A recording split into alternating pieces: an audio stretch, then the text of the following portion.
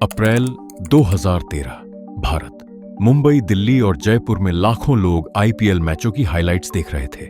Stadium भरे हुए थे, टीवी रेटिंग्स रिकॉर्ड तोड़ रही थी और आईपीएल भारत का सबसे बड़ा क्रिकेट साम्राज्य बन चुका था। लेकिन उसी रात दिल्ली पुलिस की एक सीक्रेट इन्वेस्टिगेशन ने ऐसा मोड़ लिया जिसने पूरे इंडियन क्रिकेट को हिला दिया।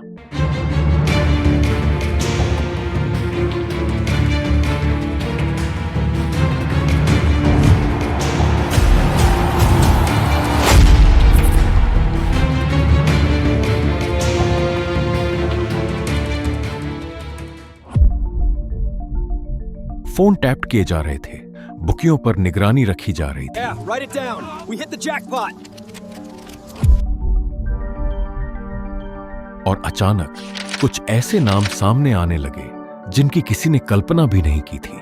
ये सिर्फ प्लेयर्स तक सीमित नहीं था, ये कहानी पहुंचने वाली थी आईपीएल की सबसे पावरफुल टीमों तक। Chennai super Kings, Rajasthan Royals और फिर पूरा देश पूछने वाला था, क्या आईपीएल पहले से फिक्स था? 2008 में जब आईपीएल शुरू हुआ था, तब किसी ने नहीं सोचा था कि ये टूर्नामेंट भारत की सबसे बड़ी स्पोर्टिंग रेवोल्यूशन बन जाएगा।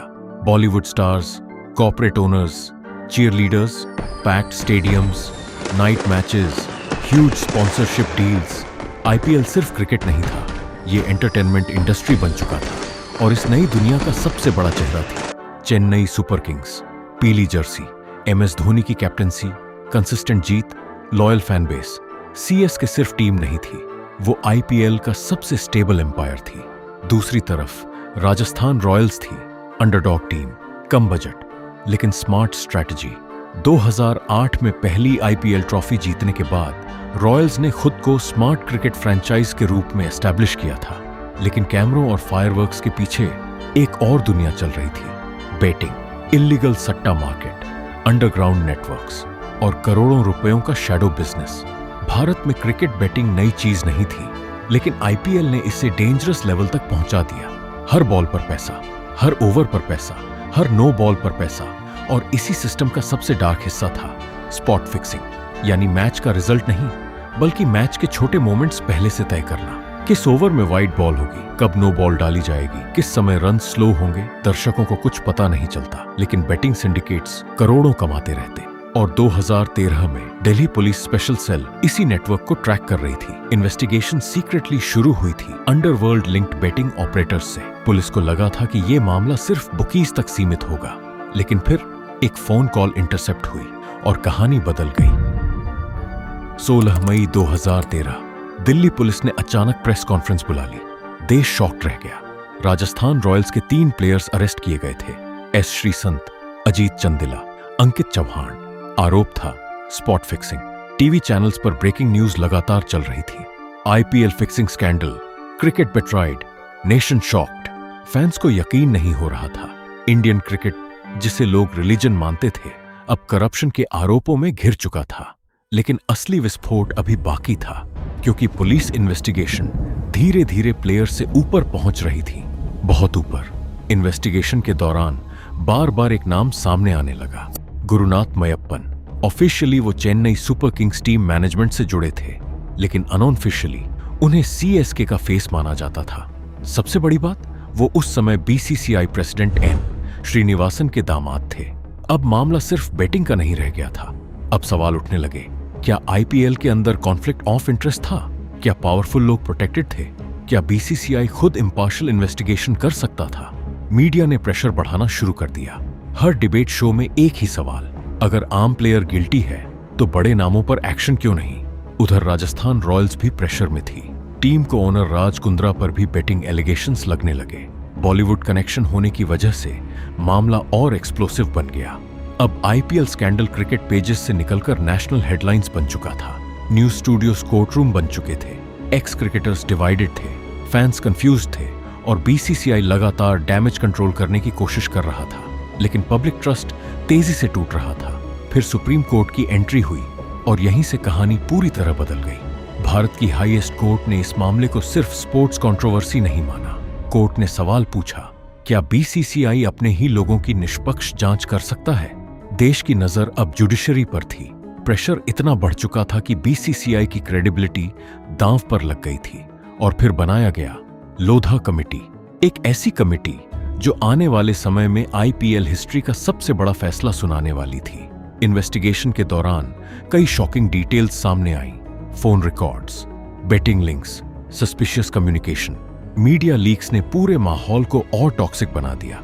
सीएसके फैंस लगातार डिफेंड कर रहे थे, धोनी ने कुछ गलत नहीं किया, टीम को क्यों टारगेट किया जा रहा है। लेकिन दूसरी तरफ लोग कह रहे थे, अगर मैनेजमेंट इन्वॉल्व्ड है तो एक्शन जरूरी है। यही आईपीएल का सबसे डेंजरस फेज था, क्योंकि पहली बार लोगों को लगने लगा था कि शायद क्रिकेट पूरी तरह क्लीन नहीं है। 2015 पूरा देश वर्डिक्ट का इंतजार कर रहा था और फिर लोधा कमेटी ने फैसला सुनाया।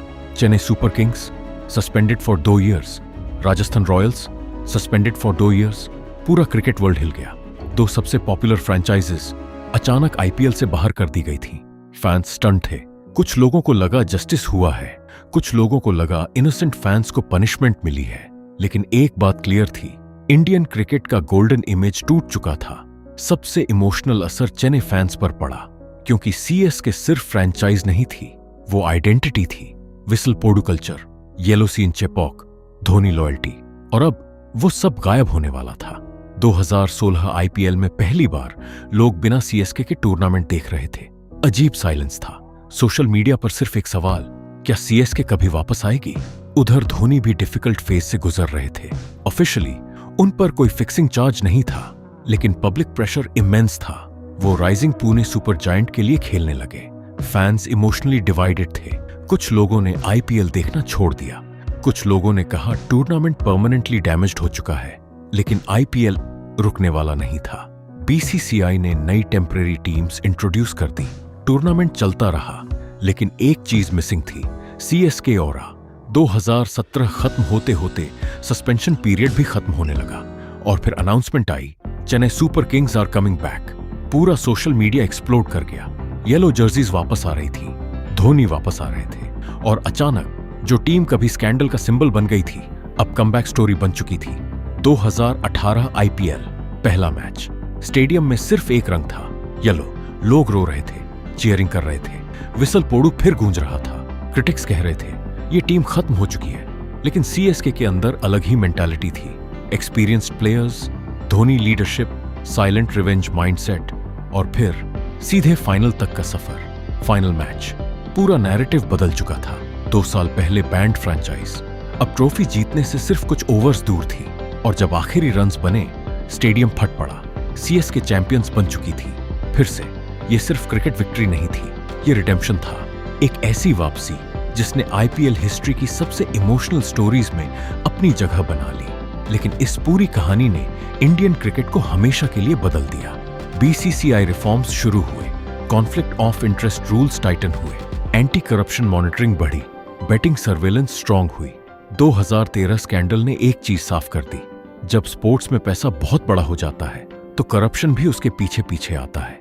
और शायद यही आईपीएल की सबसे बड़ी रियलिटी है। लाइट्स, क्राउड्स, फायरवर्क्स, लेकिन उनके पीछे एक इनविजिबल वॉर हमेशा चलती रहती है, पावर की, मनी की, कंट्रोल की। आज भी जब सीएसके मैदान पर उतरती है, लाखों लोग सिर्फ क्रिकेट नहीं देखते, उन्हें याद आता है वो दौर जब भारत की सबसे पावरफुल आईपीएल टीम अचानक गायब हो गई थी और फिर राख से वापस लौट आई। क्योंकि कुछ टीम्स सिर्फ ट्रॉफीज नहीं जीतती, वो अपनी कहानी से लेजेंड बनती हैं। और सीएसके की कहानी आईपीएल की सबसे कंट्रोवर्शियल और सबसे सिनेमैटिक कहानी बन चुकी है।